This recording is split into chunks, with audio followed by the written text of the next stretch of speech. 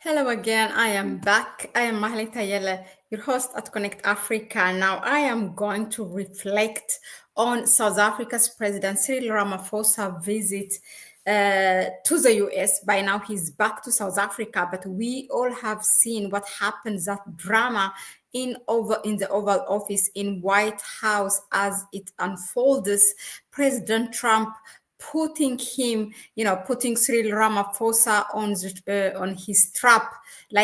For me, it all seems like a drama that was set up, and they just made him, to be part of that theater that they have prepared, by putting him on the spot, meaning Cyril Ramaphosa. Anyway, now on the question of that white Afrikaner farmers genocide in South Africa.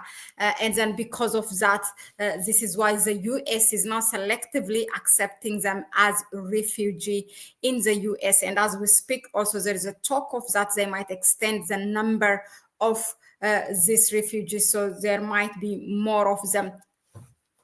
Here is the thing in my mind, clearly, President Ramaphosa and others who was with him have explained, particularly the lady from the worker union, the president of the workers union. She said that there's the number of Black people, like elderly Black women, children that get raped, that become, victims of crimes in South Africa are much, much, much more than these white Afrikaners. Yes, there's a crime. They say we don't deny about it. But, in terms of victims, white Afrikaners are just, it's not even significant. It's the Black South Africa that is suffering from it. So you may ask, why not, okay, it's good for the United States to give a refugee status for this, but why not also for the Black Africans giving a status, a refugee status, to come to the US? Why not? And there's also an important question that you may raise, whether the United States have been consistent of this, favoring those who perpetrated the apartheid. Anyway, now with regards to this, Senator Tim Kaine in the US Congress has confronted Foreign Secretary Marco Rubio, asking him, why the United States have not done the same for the Black Africans during apartheid. Listen to this. It's really interesting.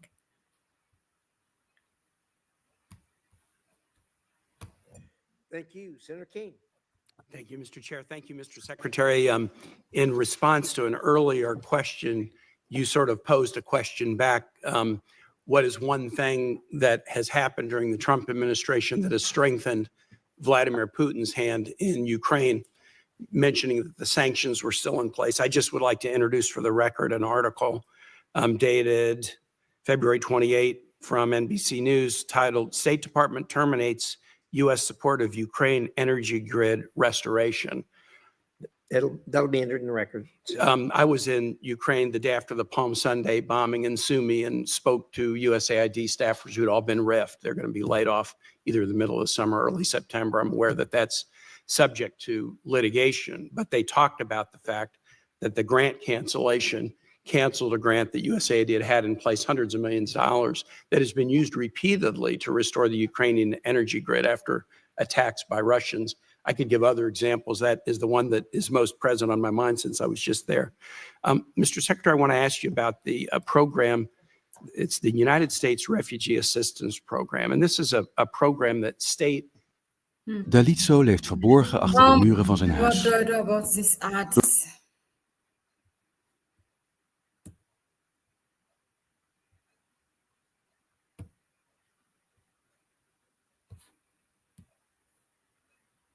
Of, but together with other cabinet secretariats, DHS, with other cabinet secretariats, DHS and HHS, state plays the lead management role. And it is how to manage the U.S. refugee assistance programs in tandem with contractors who helped the United States on that. By an executive order on the first day of his presidency, President Trump paused all refugee programs and has canceled contracts to the agencies like the U.S. Catholic Church or Lutheran Refugee Services or HIAS or Church World Services who've been resettling refugees. Those programs are paused. There's litigation about it, but as far as I know, the United States is not, or the administration has not withdrawn the executive order. So there's essentially from this administration no refugee programs for anyone except.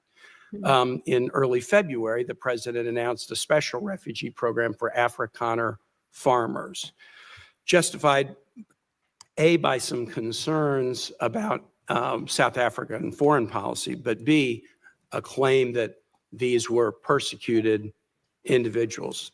So right now, the U.S. refugee program allows a special program for Afrikaner farmers, the first group of whom arrived at Dulles Airport in Virginia not long ago, while shutting off the refugee program for everyone else.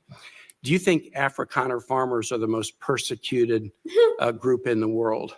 I think those 49 people that came certainly felt they were persecuted, and they passed every sort of check mark that had to be checked off in terms of meeting the requirements for that. They live in a country where farms are taken and land is taken on a racial basis. Okay. Do you think they're more persecuted than Uyghurs or Rohingyas, or more persecuted than political dissidents in Cuba or Venezuela or Nicaragua, or more persecuted than those who would be threatened should they be returned to Afghanistan by violence by the Taliban? Well, the problem we face there is the volume problem, okay? If you look at all the persecuted people of the world, it's millions of people.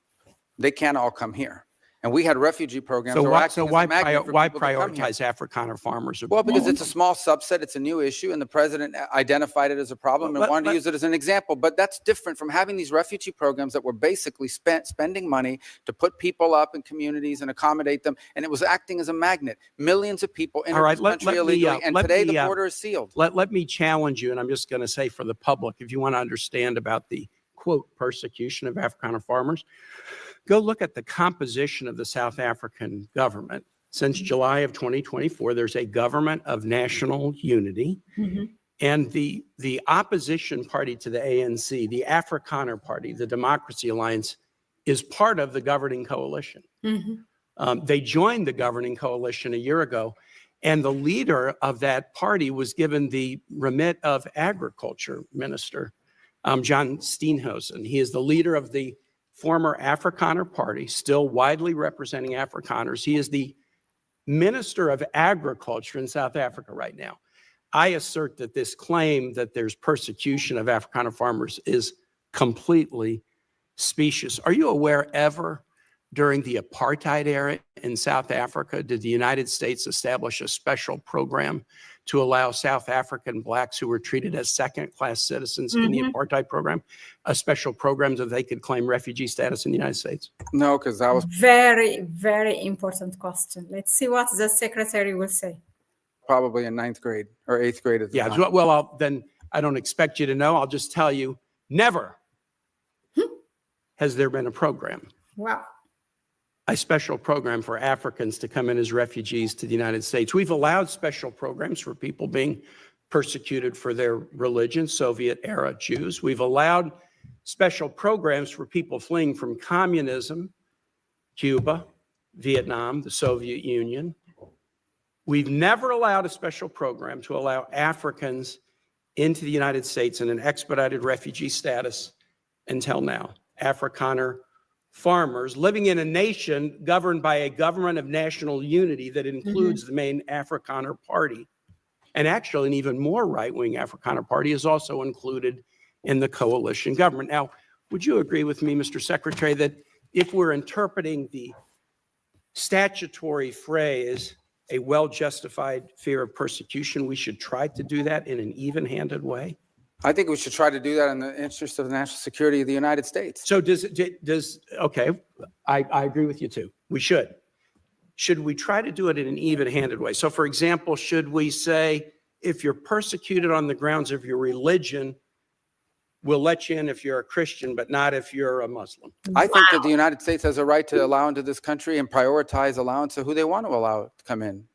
So But I think there's but just no, a but statement. I'm going to ask you what, Yeah. so a well-justified fear of persecution. Yeah, you they don't thought think that their means- farms you were don't being think burned that down and they means would be killed. anything? I think that's a pretty good justification for wanting to come. They're Okay. afraid for their lives. And should it be applied in an even-handed way? That's an easy. No, our foreign policy doesn't require even-handedness. It Well, wait, requires but prioritizing the interest of the statutory United States. phrase says you are entitled to entrance as a refugee if you demonstrate a well-justified fear of persecution. No, I you're mean, not entitled. So You're can you have allowed. a different standard based upon the color of somebody's skin? Would that be acceptable? Well, I'm not the one arguing that. Apparently you are, because you don't No, like the fact that they're I'm white just and that's asking why you they're to coming. say that that would be unacceptable. no, That I would say that seem the to be United a States- very easy The thing United to States say, has a right to pick and choose who they allow into the United even States. based on the color of somebody's skin. No you're one's. saying. You're the one that's talking about the color of their skin, not me. These You're are people whose refusing to farms were being acknowledge burned that it down and they should were be killed because of the even-handed. color of their skin. Well, I'm.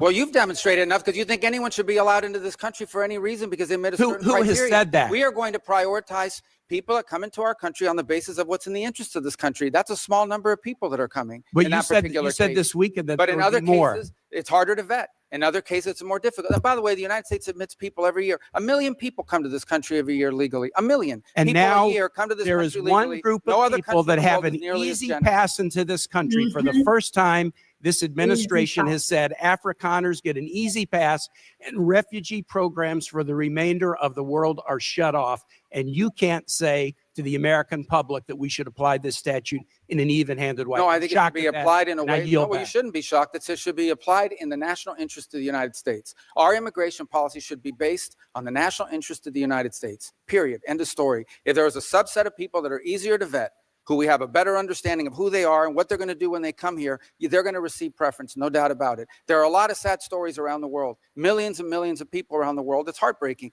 We cannot assume millions and millions of people around the world. No country can. So you have to have a process of deciding who do you prioritize, who do you allow in. We do it all the time. We do it in our immigration system now under our current laws. Unfortunately, it's primarily based on family connection and not on what they're going to contribute to the society from a merit standpoint. That should be changed, but that'll require statutory changes. But the bottom line is this notion that somehow we have to accept anyone who wants to come to the United States is absurd. No country in the world has an immigration policy like that. Why would And no one is arguing that we should. I yield back, Mr. Chair. So with that, I mean, for me, the foreign secretary pretty much sounds like Donald Trump. I mean, we have, we can choose whoever we want. We can bring, selectively people from all over the world. So these are based on the interest of the countries. That's how we prioritize. That's what the foreign secretary Marco Rubio said, right? So perhaps what we should investigate is that what is the interest of the United States in the white Afrikaners being a farmer because they're white, because they're Christian. He just don't want to admit it. I mean, he's making the other senator, Tim Kaine, to say it for him. But of course, Donald Trump has said it yesterday while he's meeting with Cyril Ramaphosa, that all those graveyards have crosses. It's because they are persecuted, that they are killed because they're Christian, they are white, and what you have to give them land in your country. The crime should not be committed in the first place, but the reason that led to the crime that needs to be investigated. Is it a genocide or not? I don't think Trump really fully admitted also it's a genocide anyway, but somehow the mainstream have been running with that headline. Yeah, but an important question that needs to be asked was asked in the Senate. And Marco Rubio didn't have a good answer for that. It's just that what is the interest? It's just to fulfill the interest of Elon Musk to make it. I mean, because one of the people that was with, in that Oval Office, a white Afrikaner, what he was saying repeatedly was that we need a Starlink. We need a Starlink for our protection, for our security. It's like, bringing Starlink to South Africa. That's the whole thing is debatable by itself with what Starlink will do for Africa. I don't know, but I have to do a bit of a research.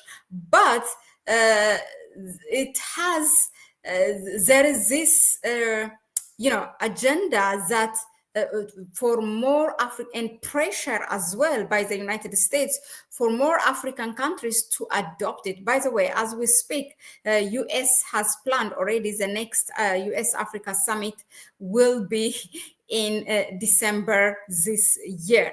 Anyway, that was it. Let us know in the comment section, what do you think of Tim Kaine question to Marco Rubio? Did the two important questions? Did the US also brought Black Africans during apartheid to save them because they were killed because of their race and this and that?